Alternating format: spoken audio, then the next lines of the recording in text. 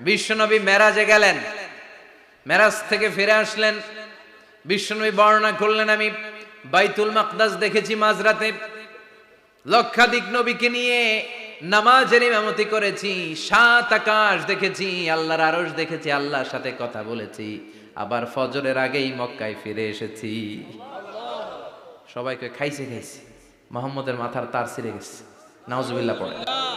আবু জাহেল, উতবা, সাইবা সবাই মিলে একটা সুযোগ পেল, বলল এতদিন আমরা আবু বকররে বুঝাইতে পারি না, আজকে মুহাম্মদ যে গাঞ্জাখুরি কথা বলে এটা বললে আবু বকররে আমাদের দলে নিয়ে আসা যাবে। সবাই সাইয়েদনা আবু বকরের কাছে যায়, যে বলে আবু বকর জানো নাকি তোমার নবী নতুন কথা আমদানি করেছে? কি বলেছে আমার নবী? তোমার নবী বলে মাঝরাতে বাইতুল মাকদাস গিয়েছে।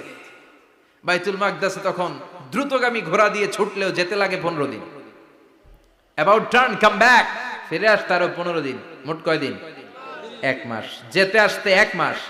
তোমার নবী মাঝরাতে নাকি বাইতুল মুকাদ্দাসে ইমামতি করছে, 7 আকাশ ঘুরেছে, আল্লাহর আরশ দেখেছে, আল্লাহর সাথে কথা বলেছে, আবার ভোর হওয়ার আগে নাকি মক্কার জমিনে ফিরে এসেছে।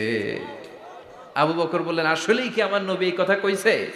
সবাই এক বাক্যে বলে, হ্যাঁ তোমার নবী মুহাম্মদ এই কথা বলেছে। আবু বকর দ্ব্যর্থহীন কণ্ঠে ঘোষণা করে দিলেন, আমার নবী যদি এই কথা বলে থাকে, আমার নবী সত্য বলেছে, সত্য বলেছে, তিনি কখনো মিথ্যা বলতে পারে?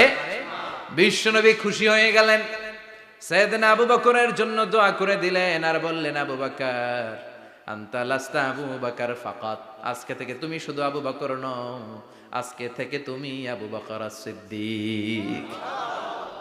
সিদ্দিক সত্য গ্রহণে, সত্য প্রকাশে, সত্য মানার ক্ষেত্রে আপোষহীন, কোনো আপোষ নাই। চিল্লায় এখন ঠিক কিনা?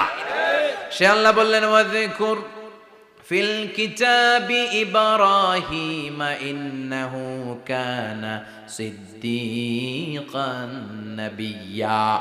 ও নবী, আপনার এই কোরআনের ভেতরে আমার খলিলের নামটা রাখেন, কারণ আমার খলিল যেন তেন কোনো নবী নয়, সাধারণ পয়গম্বর নয়, আমার নবী ইব্রাহিম হলো সিদ্দিক, সত্য প্রকাশে আপোষহীন।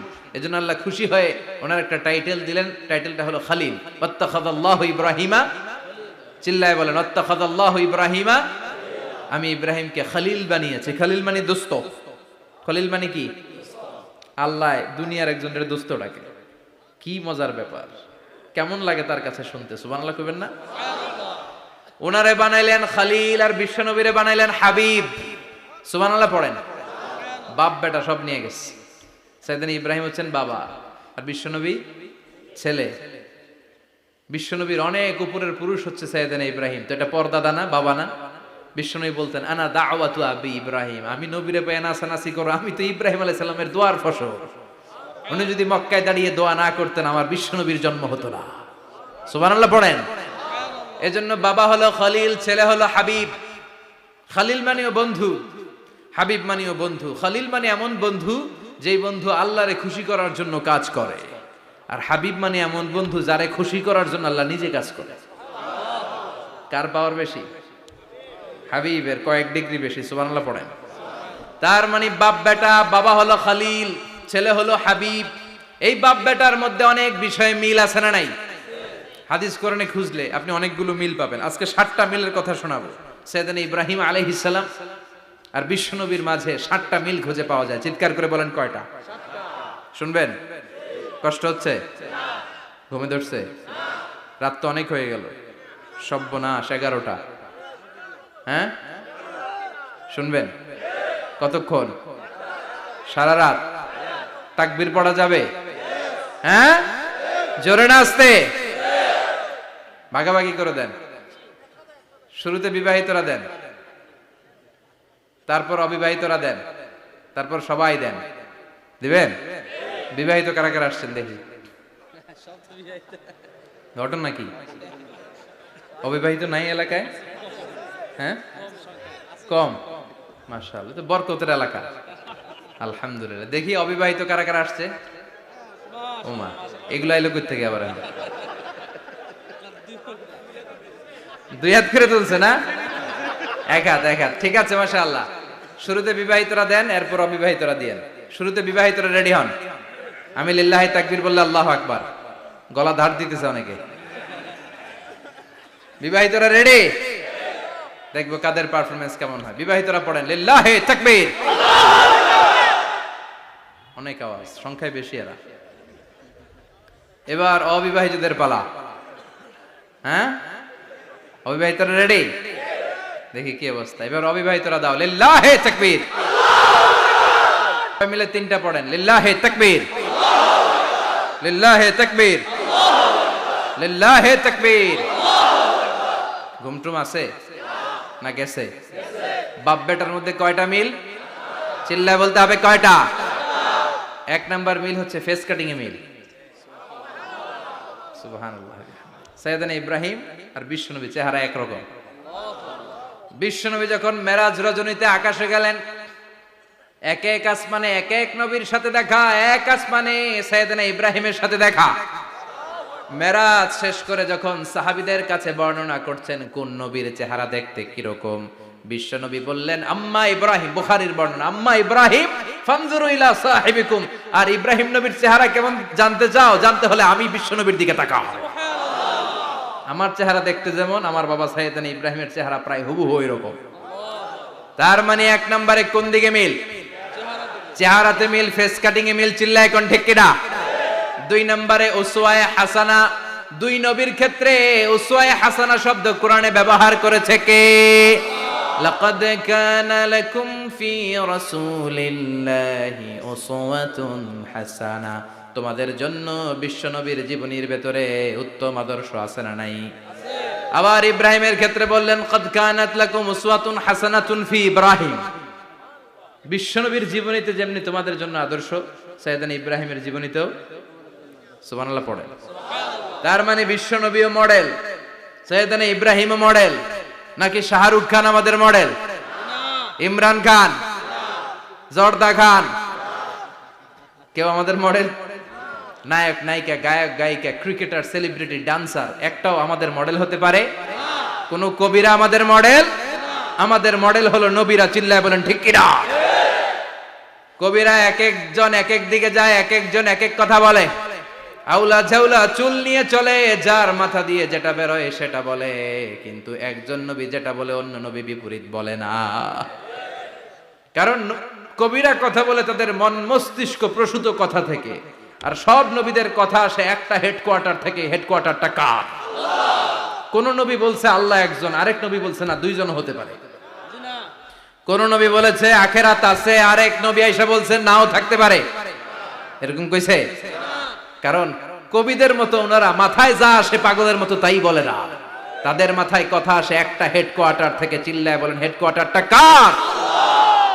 আল্লাহ বললেন উসওয়ায়ে হাসানা, বিশ্বনবী তোমাদের জন্য আদর্শ, সাইয়েদনা ইব্রাহিম আদর্শ। তার মানে আদর্শিক দিক থেকে দুই নবীর মিল আছে না নাই? তিন নাম্বার, দুইজন নবী উলুল আজমি মিনার রুসুল। এই পৃথিবীতে পাঁচজন নবীকে আল্লাহ শ্রেষ্ঠ নবী বলেছেন। নূহ আলাইহিস সালাম, ইব্রাহিম আলাইহিস সালাম, মূসা আলাইহিস সালাম, ঈসা আলাইহিস সালাম, বিশ্বনবী মুহাম্মদ রাসূলুল্লাহ সাল্লাল্লাহু আলাইহি ওয়াসাল্লাম। এই পাঁচজনের ভিতরে বাপ বেটা আছে না নাই? কথা কর। চার নাম্বার মিল হলো বাপ বেটা দুইজনই কাবা বানিয়েছে। আল্লাহু আকবার। সাইয়েদনা ইব্রাহিম বানিয়েছে বয়স্ক অবস্থায়, বিশ্বনবী বানিয়েছেন শৈশবকালে। পড়েন সুবহানাল্লাহ। বিশ্বনবীর বয়স মাত্র 10 বছর। কয় বছর? 10 বছর বয়স আমরা লুঙ্গিও পড়তাম না। কথা কন। ছোট বাচ্চারা অনেক সময় এই বয়সে লুঙ্গি খুলে ফেলায় না? গরমকাল আসলে লুঙ্গিগুলা সব খালের সামনে থুইয়া ডুবায়, চোখগুলা লাল করে এরপরে বাইরে। আছে না নাই? কিন্তু বিশ্বনবী লুঙ্গি খোলেন না, লুঙ্গি পড়ে থাকে। কাবা ঘর নির্মাণের কাজ শুরু হলো, বিশ্বনবী পাথর টানতে শুরু করলেন। বিশ্বনবীর বয়সের 8-10 বছরের ছোট বাচ্চারা সবগুলা লুঙ্গি খুইলা কাঁধে লইছে। সব বাচ্চারা লুঙ্গি খুলে কাঁধে নিয়েছে, আর ওই কাঁধের লুঙ্গির উপরে পাথর নিয়েছে যাতে ব্যথা না পায়। বুদ্ধি আছে। লুঙ্গি খুলে কাঁধে রেখেছে, কাঁধের উপরে পাথর রেখেছে। কিন্তু বিশ্বনবী, সবাই পাথর টানে একটা, বিশ্বনবী টানে দুইটা, কিন্তু বিশ্বনবী লুঙ্গি খোলে না। কি নবী ছিলেন, কি লাজুক ছিলেন। এখন আমাদের মধ্যে লাজুকতা নাই। বাবা ছেলে মেয়ে সব মিলে একসাথে হিন্দি সিরিয়াল দেখে, এরকম ফ্যামিলিও আছে না নাই? লাজুকতা হারাতে বসেছি। আল হায়াউ শু'বাতুম মিনাল ঈমান। লাজুকতা ঈমানের অঙ্গ। ইযা লাম তাস্তাহি ফাসনা মা শি'তা। যখন তোমার লজ্জা থাকবে না, তোর যা মন চায় তুই তাই করতে পারবি। লাজুকতা আমরা হারাতে বসেছি, কোনো ক্ষেত্রে আমাদের লাজুকতা নাই। বিশ্বনবী এত লাজুক ছিলেন, হালিমাতুস সাদিয়া বলে 5 বছর কুরাইশি মুহাম্মদকে আমি লালন পালন করলাম, একদিনও কাঁদতে দেখি নাই। ক্ষুধা লাগলেও কাঁদে না, ব্যথা পেলেও কাঁদে না, শুধু লজ্জাস্থানের জায়গা থেকে কাপড় সরে গেলে মুহাম্মদ চিৎকার দিয়ে ওঠে। কি লাজুক ছিলেন বিশ্বনবী। পাথর টানে কিন্তু লুঙ্গি খোলে না। আশেপাশের বন্ধু বান্ধব সব লুঙ্গি খুলে টানতেছে। চাচা আবু তালেব দৃশ্যটা দেখলেন, কিরে সবাই লুঙ্গি খোলা, এটা লুঙ্গি ছাড়া কেন? এটার গায়ে তো লুঙ্গি আছে। বিশ্বনবী ডেকে বললেন, মুহাম্মদ লুঙ্গি খোলো। কি খোলো? সবাই খুলছে, তুমিও খোলো। তুমি কাঁধে ব্যথা পাবে, কাঁধে লুঙ্গি রেখে পাথর টানো। বিশ্বনবী বললেন, না আমি ব্যথা পাই না, আমি লুঙ্গি খুলবো না। চাচা বলল, আরে ছোট মানুষ, সমস্যা নাই, খোলো। গোছা ধরে টান দিবে, টান দেওয়ার আগে বিশ্বনবী বেহুশ হয়ে জমিনে পড়ে যায়। লুঙ্গি খোলা আর হয় নাই। বিশ্বনবীর লজ্জাস্থানও কেউ দেখে নাই। আল্লাহু আকবার। তার মানে কাবা ঘর নির্মাণের দিক থেকে বাপ বেটার মধ্যে মিল আছে না নাই? সাইয়েদনা ইব্রাহিম কাবা বানালেন বয়স্ক অবস্থায়, বিশ্বনবী বানালেন শৈশবকালে। পড়েন সুবহানাল্লাহ। এরপর 6 নম্বরে মিল হলো, বাপ বেটা দুইজনেই ইসলামের কারণে, কোরআনের দাওয়াত দেওয়ার কারণে ঘর ছাড়া হয়েছে। সাইয়েদনা ইব্রাহিমও ঘর ছাড়া, বিশ্বনবী ঘর ছাড়া হলেন, মক্কা থেকে গেলেন মদিনায়। কিন্তু সাইয়েদনা ইব্রাহিমের ঘর ছাড়াটা এত সহজ না। উনি জন্মেছিলেন ইরাকের। ইনশাআল্লাহ পড়েন। এজন্য বাপ বেটার 6 নাম্বার মিল, বাপ বেটা দুজনই ঘর ছাড়া, বাপ বেটা দুইজনই জন্মস্থান ছাড়া। বিশ্বনবী মক্কা থেকে মদিনায়, আর সাইয়েদনা ইব্রাহিম নিজ এলাকা বাবেল থেকে গোটা বিশ্বের আনাচে কানাচে। চিল্লায় বলেন ঠিক কিনা? 6 নাম্বার মিল, বিশ্বনবী বললেন, ইন্নী হারামতুল মদিনা কামা হারামা ইব্রাহিম মক্কা। আমি মদিনাকে হারাম ঘোষণা করেছি যেমনি সাইয়েদনা ইব্রাহিম মক্কারে হারাম ঘোষণা করেছে। আপনারা যারা হজ উমরা করেছেন তারা জানবেন, মক্কা মদিনার চারিদিকে একটা বাউন্ডারি আছে, এটার বলে হুদুদুল হারাম। পিলার আছে, ওই পিলারে লেখা হুদুদুল হারাম। কি লেখা? এইখানে মারামারি, ঘুষাঘুষি, কিলাকিলি সব হারাম। খুন করেও যদি, সৌদিতে খুন হয় না, কথা কয় না? সৌদি আরবে ধর্ষণ হয় না?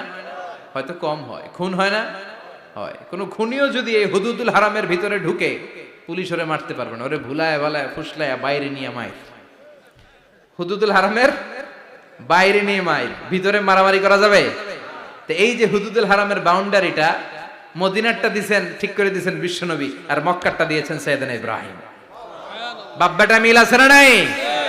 এরপরে বাপ বেটার মধ্যে 7 নম্বরে মিল হলো, বাপ বেটার একজন হলো সব নবীদের নেতা, আর একজন হলো সব নবীদের পিতা।